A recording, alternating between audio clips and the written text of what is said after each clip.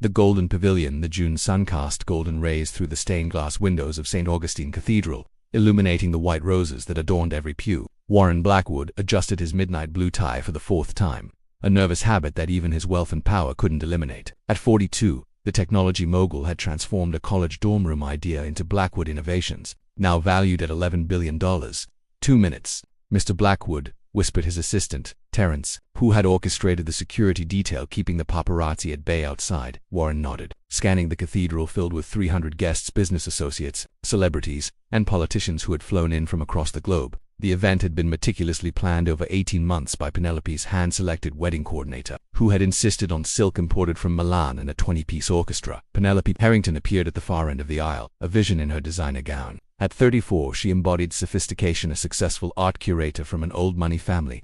Her blonde hair swept into an elegant updo adorned with diamonds. Their relationship had blossomed over charity galas and private yacht excursions, a partnership the business magazines had called perfectly calculated. As she floated down the aisle on her father's arm, Warren felt a strange hollowness beneath his tailored suit. He smiled nevertheless, aware of the cameras discreetly positioned to capture exclusive images for the single magazine they had. Permitted to document the ceremony, the string quartet transitioned to Pocklebell's canon. The officiant, a distinguished judge who had known Penelope's family for decades, opened his leather-bound book and began the ceremony with practiced eloquence. "We are gathered here today to witness the union of Warren James Blackwood and Penelope Rose Harrington in matrimony."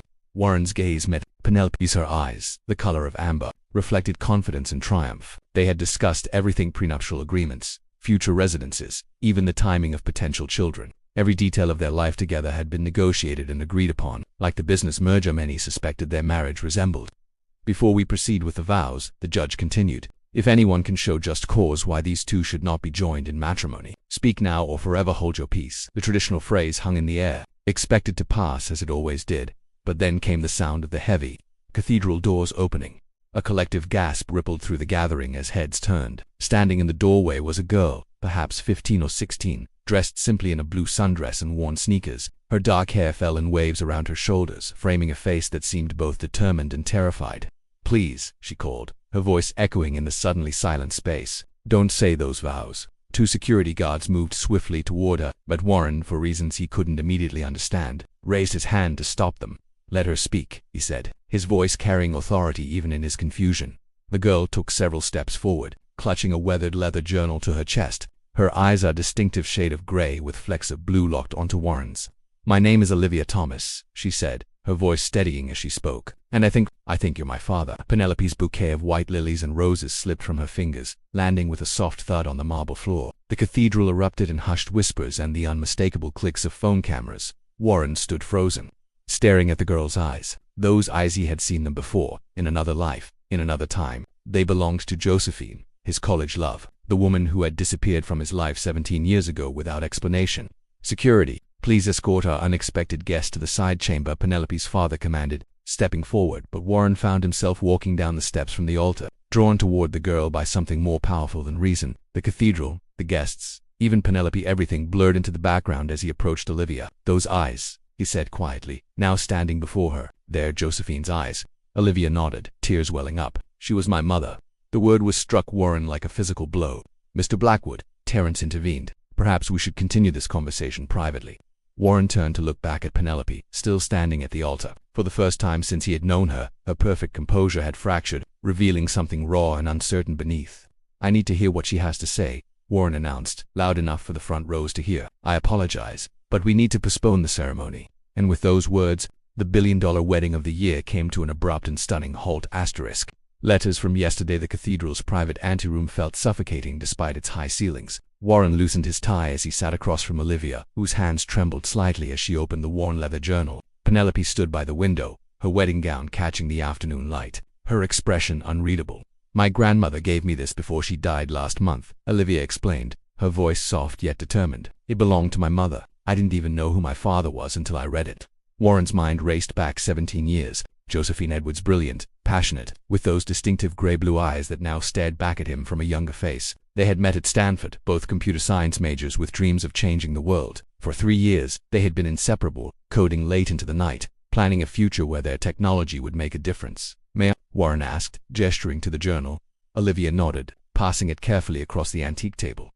The handwriting was unmistakably Josephine's, elegant yet practical, just like everything about her. Warren turned to the entry dated June 12, 2008. I still haven't told Warren about the baby. How can I when he's just received the venture capital he's been working toward? His entire future is ahead of him. This opportunity in Singapore won't come again. I can't be the reason he stays. I've decided to move to Bayshore with my parents. They're disappointed, of course, but supportive. Maybe someday, when Warren has built his empire and I've figured out motherhood, there will be room for us in his life. For now, I'll love this child enough for two. Warren looked up, his throat tight. She never told me. I would have stayed. She knew you wouldn't, Olivia replied. That's what she wrote later. That watching you shine from afar was better than knowing she dimmed your light. Penelope moved from the window, her silk gown rustling. I think I'll give you two some privacy, she said, her composure remarkably intact despite the circumstances. After she left, Warren continued reading. Entry after entry documented Josephine's life as a single mother, her return to programming once Olivia started school, her pride in her daughter's intelligence, her occasional glimpses of Warren's rising success through technology news. What happened to her? Warren finally asked, dreading the answer. Olivia's eyes welled with tears. Brain aneurysm. 3 years ago, it was sudden. She had a headache one morning, and by evening, she couldn't finish the sentence. Warren closed his eyes, grief washing over him for the woman he'd once loved, for the years lost, for the daughter who had grown up without him. She followed your career, Olivia continued. She kept every article about Blackwood Innovations in a separate box. She was so proud of you, even though you never knew about me. And your grandparents raised you after. Olivia nodded. Grandma Eleanor and Grandpa Thomas. He passed 5 years ago, heart attack. Grandma held on longer, but after cancer came back the third time, she trailed off, then straightened her shoulders. I have an aunt, Mom's sister Patricia, but she lives in Australia. The plan is for me to move there next month. Warren ran his fingers over Josephine's handwriting. Why come today? Why not contact me privately? I tried, Olivia admitted. I sent emails to your company, but they never got past your assistants. I called your office 17 times. I even waited outside your headquarters in San Francisco last week, but your security team thought I was just another fan trying to get an autograph. She looked down at her worn sneakers. When I saw the wedding announcement, I realized it might be my last chance before you started a new family, before you have even less reason to care about a teenage daughter you never knew existed. The weight of her words settled heavily between them. Outside the anteroom, they could hear the murmur of guests, the occasional flash of a camera through the stained glass. Warren thought of the empire. He'd built the gleaming offices in 12 countries, the technological innovations that had changed how the world communicated, the billions in his accounts, and for the first time, it all seemed hollow compared to what he'd missed: a child's first steps, first words, first day of school. I have your eyes, Josephine had once told him, late at night as they lay together in their small apartment. When you look at me, I see myself reflected back. Now he understood what she meant. In Olivia's grey-blue gaze, he saw echoes of Josephine, but also glimpses of himself, the determined set of the jaw, the analytical way she assessed the room. I have pictures, Olivia offered, pulling out her phone, of Mum, of us together. She was happy, Olivia said, as if reading his thoughts. Not always, but mostly. She loved being a mom. A knock at the door interrupted them. Terence entered, his professional demeanor intact despite the unprecedented situation. Mr. Blackwood, the guests are becoming restless. Ms. Harrington's parents are suggesting we make an announcement. Warren nodded, suddenly remembering the 300 people waiting, the millions spent on this day. The woman who had been prepared to become his wife. Tell them ... he began, then paused, looking at Olivia as a stranger who was somehow his own flesh and blood. Tell them the ceremony is postponed. Family matters have arisen that require immediate attention. As Terence left to deliver the message, Warren turned back to Olivia. I've missed 16 years of your life, he said quietly. I don't want to miss any more. Whatever happens next with the wedding, with everything, I want to know you, if you'll let me. Olivia's smile, tentative but genuine, was the first real thing Warren had felt all day. I'd like that, she said. Mom would have wanted it too. Outside, they could hear the murmurs growing louder as guests received the news. The perfectly orchestrated day was unraveling. But as Warren looked at the daughter he never knew he had, he realized that sometimes life's most important moments couldn't be planned. Truth among Rochester Blackwood Estates' garden pavilion became an impromptu gathering place as the wedding guests dispersed. Caterers redirected trays of champagne and hors d'oeuvres while Terence managed damage control with the press. Warren sat with Penelope on a marble bench, surrounded by white roses, their wedding decorations now witnesses to a different kind of ceremony, one of truth and reconciliation. I understand if you hate me, Warren said, watching her carefully composed face. Penelope smoothed her gown, a habit when she was thinking deeply. I don't hate you, Warren. How could I hate you for something you didn't know? She sighed, looking toward the fountain where Olivia stood, examining the stone sculptures. She has your profile. You know, I noticed it immediately. Warren followed her gaze. I didn't see it until you mentioned it, but now I can't unsee it. What will you do? Penelope asked. I don't know yet, but I need to be part of her life. Penelope nodded slowly. And us? The question hung between them like delicate crystal. Warren realized with sudden clarity that in 3 years of dating, this was perhaps the most honest conversation they'd had. I think we both know that what we had was ... He hesitated, searching for the right words. Convenient, she finished for him. Mutually beneficial, the perfect merger. A sad smile crossed her lips, but maybe not the foundation for raising a teenage daughter. Across the garden, Eleanor Harrington approached, her expression stern beneath her designer hat. Penelope, the car is waiting. We're leaving. She cast a disapproving glance at Warren. I assume your lawyers will be in touch regarding compensation for this ... debacle. Penelope stood, kissed Warren softly on the cheek, and whispered, Find your family, Warren, the real one. Then she walked away with her mother, her wedding gown trailing behind her like the ending of one chapter and the beginning of another. By evening, the estate stood empty except for Warren, Olivia, and a skeleton staff. They sat in the kitchen. The formal dining room felt too intimidating, reheated wedding appetizers and talking tentatively about Josephine, about Olivia's school, about the years they'd missed. She was really good at coding, Olivia said. Mom, I mean. She worked remotely for a security firm, said she could think better away from office politics. Warren smiled. That sounds like her. She always said the machine understood her better than most people did. Except you, Olivia added. She said you understood both her and the machine. The simple statement landed like a revelation in Warren's chest. For years, he'd built technology to connect people across distances, yet he'd somehow missed the most important connection of all. I have her coding notebooks, Olivia continued, some of her unfinished projects. I never understood them, but maybe you would. Warren nodded, suddenly eager to see Josephine's work, to connect with her mind one more time through the language they'd shared. I'd like that very much. As night fell, Terence arranged a guest room for Olivia. Warren watched from the doorway as she placed the journal on the nightstand, alongside a small framed photo of Josephine that she'd carried in her backpack. Will you tell me about her tomorrow? Olivia asked. About when you were together, the parts she might not have written down. Every story I remember, Warren promised. Later, alone in his study, Warren searched for Josephine Edwards online, something he'd deliberately avoided doing for years. He found her professional profile, unchanged since her death, a few publications in cybersecurity journals, a patent filed for an encryption algorithm, a memorial page created by her colleagues, with testimonials about her brilliance and kindness, but nothing that captured the woman who would wake at 3 a.m. to solve a coding problem, who insisted on dancing in the rain, who could debate ethical philosophy and Star Trek with equal passion. Nothing that showed the Josephine he had loved, the Josephine who had raised their daughter alone.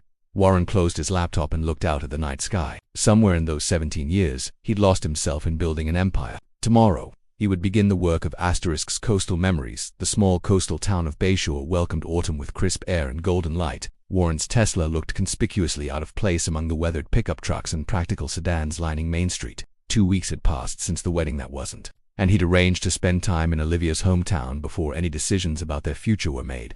That's Mom's favorite bakery, Olivia said, pointing to a blue-painted storefront as they walked. Ms. Rosalind still uses her recipe for blueberry scones. Warren followed her inside, watching as the elderly woman behind the counter embraced Olivia with genuine affection. And who's this handsome stranger? Ms. Rosalind asked, eyeing Warren with curious appraisal. This is my dad, Olivia said, the words still new and tentative on her tongue. Recognition dawned in Ms. Rosalind's eyes. Well, she said, studying Warren's face. Josie always said her daughter's father was a brilliant man, never mentioned he was easy on the eyes. Warren found himself blushing like a teenager as the baker packed him a box of scones on the house and sent them on their way. With a knowing wink, the town revealed itself through Olivia's narration. The community center where Josephine had taught coding classes for local kids, the library where Olivia had spent countless afternoons, the pier where they'd watched sunsets on her mother's better days. They ended their tour at the modest, 2-bedroom house where Olivia had grown up. It sat on a bluff overlooking the ocean, wind-weathered but solid, with a garden that had clearly been tended with love. Grandma left it to me, Olivia explained, as she unlocked the door. Aunt Patricia says we should sell it when I move to Australia, but I can't imagine strangers living here. Warren stepped inside, immediately enveloped by the essence of a real home, not the curated interior of his various properties, but a space where life had been genuinely lived. Photos covered the walls. Josephine through the years, Olivia growing from infant to teenager, an elderly couple that must be her grandparents. In Olivia's bedroom, coding books, shared shelf space with young adult novels and marine biology texts. A telescope pointed toward the ocean through her window. On her desk sat a laptop covered in sticker science puns, programming jokes and empowering quotes. Mom got me into programming but I'm more interested in marine conservation, Olivia explained. I've been developing an app that tracks local ocean health indicators. It's still buggy, though.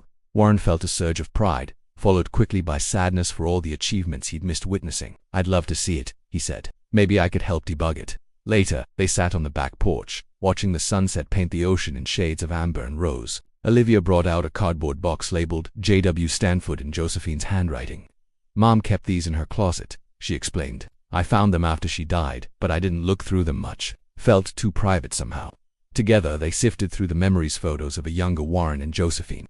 Arms around each other in the computer lab, ticket stubs from concerts and movies, a napkin with an algorithm sketched during a late dinner, the business plan for what would eventually become Blackwood Innovations, with Josephine's notes in the margins. She was supposed to be my co-founder, Warren said quietly. We planned it all together. When she disappeared, I thought she'd chosen another opportunity over our dream. I never imagined that she was choosing me, Olivia finished. Warren nodded, a lump in his throat. She made the harder choice. I took the easier path. She didn't see it as a sacrifice, Olivia said, pulling out a letter from the bottom of the box. She wrote this to you, but never sent it. I think you should read it. The letter, dated on Olivia's 10th birthday, was filled with pride in their daughter's accomplishments, updates on their life in Bayshore, and an unexpected absolution. I don't regret my choice, Warren. Watching you change the world from afar while raising the remarkable person we created together has been its own kind of partnership. In some parallel universe, perhaps we found a way to have both dreams at once. In this one, I'm content with my share of our divided dream, the brilliant daughter who carries the best of both of us forward. As stars appeared above the ocean, Warren made a decision. I don't want you to move to Australia, he said, not unless it's what you truly want. Olivia looked at him, her expression cautious. What's the alternative? We figure it out together, Warren said. I have houses all over the world, but none of them are homes. Maybe it's time I learned from Josephine about what really matters. That night, in the guest room of the modest house, the billionaire who owned 5-star hotels across 3 continents slept more peacefully than he had in 17 years. Foundations of Tomorrow. 6 months later, the Josephine Edwards Foundation for Technological Equity held its inaugural gala in San Francisco. The foundation's mission, bridging technology access gaps in underserved communities, had already funded computer science programs in 50 schools across the country. Warren stood at the podium, more comfortable in this role than he'd ever been as a prospective groom. Technology should connect us, not divide us, he told the audience. That was Josephine's belief. It's taken me too long to fully understand what she meant. From the front row, Olivia watched her father with pride. At 17, she had blossomed in the months since their lives had intersected. She split her time between the coastal home she'd grown up in, which Warren had helped her keep, and his penthouse in the city. Their arrangement wasn't traditional, but it worked for them after the speeches. As donors mingled and pledged support, Penelope Harrington made her way through the crowd. Her gallery had donated several valuable pieces for the foundation's auction. You look happy, she told Warren. Their first meeting since the fatherhood suits you better than husbandhood would have. Warren smiled. Different futures than we planned. Better ones, she replied, glancing toward the young tech entrepreneur who had accompanied her. Sometimes the universe knows what we need before we do. Across the room, Olivia demonstrated her completed marine conservation app to a group of impressed investors. The project had evolved into a platform for citizen scientists to monitor ocean health globally, with backing from Blackwood Innovations' sustainability division. Later that evening, Warren and Olivia escaped the gala for a quiet moment on the balcony overlooking the bay. In the distance, Stanford's campus was visible where it had all begun nearly 2 decades earlier.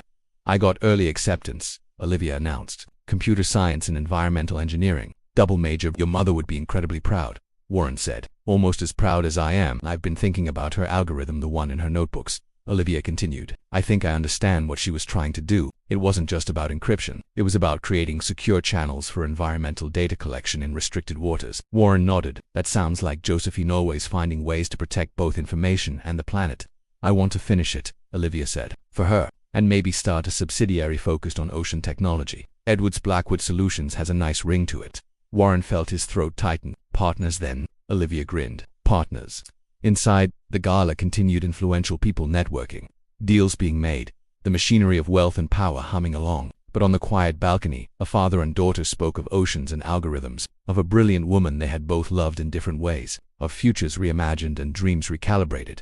Warren had lost a wedding but found a family. His empire had gained a heart, and somewhere, he liked to think, Josephine was coding the stars to shine a little brighter over the path. They were now walking together in the months that followed. Warren sold 3 of his homes and simplified his life. Board members worried he was losing his edge.